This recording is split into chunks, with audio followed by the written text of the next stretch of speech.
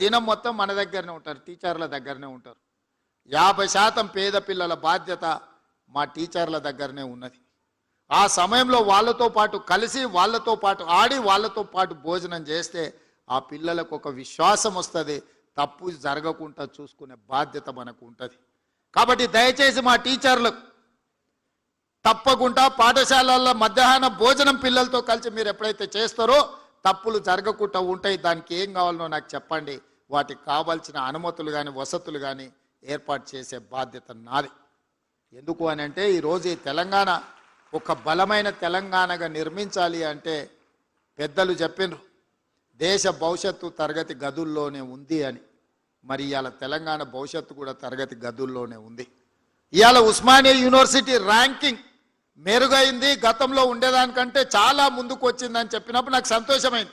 నేను వచ్చినప్పుడు గతంలో యూనివర్సిటీ వైస్ ఛాన్సలర్ నియమించడానికి ఆ ప్రభుత్వానికి తీరిక లేకుండే. దాంట్లో కూడా రకరకాల రాజకీయాలు, నేను వాటి జోలికి వెళ్ళదలుచుకోలేదు. వచ్చిన ఎంబడే సామాజిక పరిస్థితులను మెరిట్ బేసిస్ మీద, social justice with merit, without merit ఎవరిని వీసీలు వేయలే.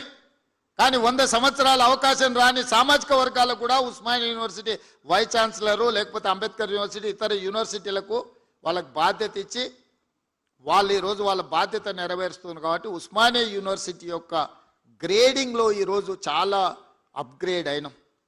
ఇవాళ ప్రైవేట్ గవర్నమెంట్ స్కూల్స్లో కూడా నాకు తెలిసి మా విద్యాశాఖ అధికారులు చెప్పాలి, ఈ సంవత్సరం 3 లక్షల మంది విద్యార్థులు ప్రైవేట్ స్కూళ్ళ నుంచి మారి గవర్నమెంట్ స్కూళ్ళకు వచ్చిందంటే మీరందరూ ఎంత అద్భుతంగా పనిచేస్తున్నారో.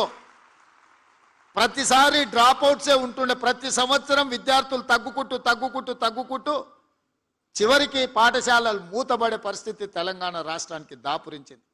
అక్కడి నుంచి ఈ సంవత్సరం మనం పెట్టిన ఎఫర్ట్స్ తోటి 3 లక్షల మంది విద్యార్థులు అదనంగా ఈరోజు ప్రభుత్వ పాఠశాలల చేరినరు అని అంటే నేను మనస్ఫూర్తిగా మా టీచర్లను నేను అభినందిస్తున్నా. మీరు బాధ్యతతోని వ్యవహరిస్తున్నారు, దీన్ని ఇంకా వేగంగా ముందుకు తీసుకెళ్ళాలి. ఆ మధ్య నేను పేపర్లో చూసిన పిల్లలు రావడానికి స్కూల్కు ఆటో లేదు అని అంటే ఆ టీచర్లే చందాలు వేసుకొని ఆటోకు వాళ్ళు డబ్బులు ఇచ్చి ప్రతిరోజు పిల్లల్ని బడికొచ్చే విధంగా జీతంలోకి వెళ్ళి కొంత కేటాయించి పిల్లలకు ఆటో వసతి ఏర్పాటు చేసి ఈరోజు కొంతమంది టీచర్లు పిల్లలకు చదువు చెప్తున్నారంటే వాళ్ళ సోషల్ రెస్పాన్సిబిలిటీని నేను అభినందిస్తున్నా. ఆదిలాబాద్లో ఇంకొక టీచర్, వాళ్ళ సతీమణి కూడా టీచర్ ఉండే, ఆవిడ మరణిస్తే ఆవిడ జ్ఞాపకార్థంగా 7 లక్షల రూపాయలు ఖర్చు పెట్టి ఆ స్కూల్లో మౌలిక వసతులను ఒక టీచర్ మెరుగుపరిచిండు అని అంటే విద్య పట్ల, పేదవాళ్ళ పట్ల ఆ టీచర్లకు ఉన్న దయాగుణాన్ని ఈరోజు మనందరం అర్థం చేసుకోవాలి. మా యోగితారాయణ గారు చెప్తున్నారు ఆదిలాబాద్లో ఇంకేదో ప్లేస్, ఒక టీచర్ వైఫ్ అండ్ హస్బెండ్ ప్రమోషన్లు వచ్చినా ఏమొచ్చినా బదిలీ కాకుండా అక్కడనే ఉండే ఆదివాసీ పిల్లలకు వాళ్ళకి చదువులు చెప్పిండ్రు, మీ ద్వారా ఒక శాలువ కప్పాలి ఆ టీచర్స్కి అని చెప్పిండ్రు.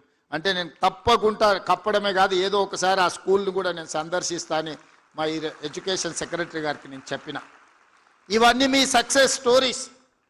అక్కడో ఇక్కడో చిన్నయో పెద్దయో చెదురుమదురు సంఘటనలు జరుగుతాయి.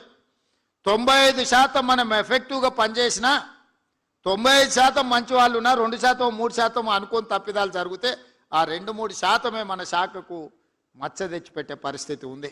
చాలామంది నాకు సూచన చేసిరు, most controversial subject education department, నువ్వు ఆ శాఖ ఎవరికన్నా ఇచ్చేసి అన్న వేరేది ఏదన్నా తీసుకో అని. నేను చెప్పిన లేదు, ఈ శాఖ నా దగ్గరనే పెట్టుకుంటా, కాంట్రవర్సీ అయినా పర్వాలేదు, ఏదో తేల్చుదామని నేను డిసైడ్ అయినా.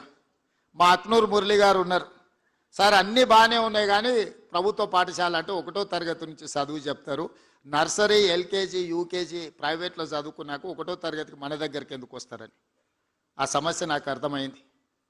అందుకే ఆలోచన చేసి మా ఎడ్యుకేషన్ కమిషన్, ఇంతవరకు ఎప్పుడు ఎడ్యుకేషన్ కమిషన్ లేదు తెలంగాణకి, first time education commission appoint చేసి ఇష్యూస్ని అడ్రస్ చేయడమే కాకుండా అక్నూరు మురళి గారు చేసిన సూచనల మేరకు ఈరోజు నర్సరీ, ఎల్కేజీ, యూకేజీ కూడా మనం తీసుకొని పేదలకు చదువు చెప్పాలి అన్న ఆలోచన ఈరోజు చేస్తున్నాం.